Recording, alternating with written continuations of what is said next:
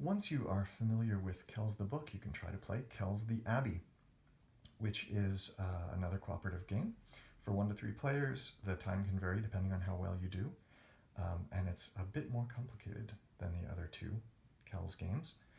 Again, you can play with more players if you've got an additional set of dice, and you are building and decorating the walls of an abbey. So your objective is to cooperate with your partners to complete designs using as many dice as possible. It's again over several rounds of play, just like Kells the book.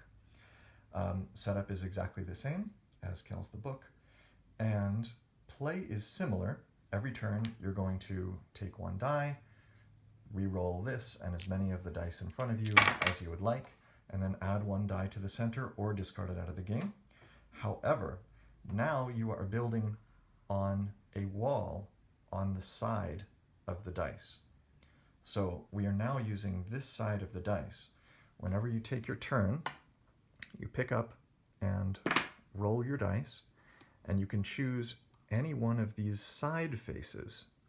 So I might choose to attach this on the side there, and then on this side we are going to pick up, let's pick up these 2 and roll them.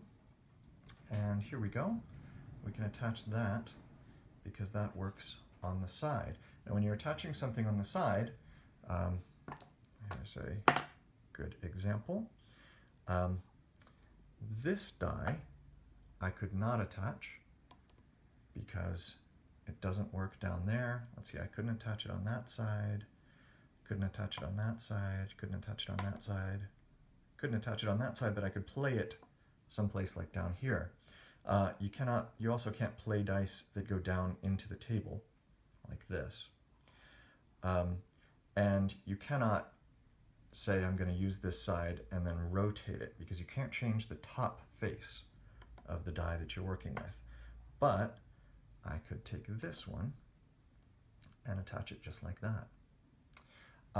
In this game, much like in Kells the book, you can start several different designs. Let's see if I've got a good one to start with here. Here we go. So we can have a separate design, because we're going to be working on completing designs using as many of the dice as possible. And scoring is exactly the same as Kells the book at the end. When you complete walls, you mark how many walls you've completed here, and you score your points for the individual walls using this other tracker. When all of the dice have been discarded out of the game, you have finished your abbey. Then you can record the number of walls you completed and the number of your total score for your walls.